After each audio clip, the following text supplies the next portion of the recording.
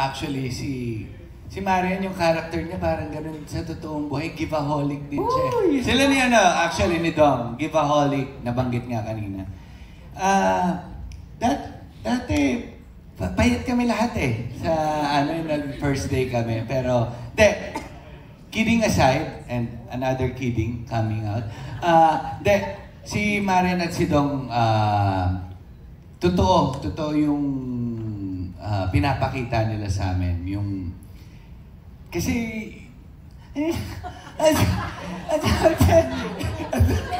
ang dami tumatakbo sa isip. Tuwan-tuwa ka naman.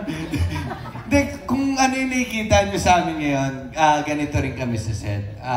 Nagre-reflect din kasi sa trabaho mo kung paano kayo off-cam Kumbaga nakakatulong yun. So, ayun, ikaw may sabihin nga. Sige nga si Jordan. Jordan, ano bang hindi mo makakalimutan sa set? Lagi po yung binibigay na sweet si Tita Marian. Oh. Parang malapad na po ako dati, pero mas lumapad ako.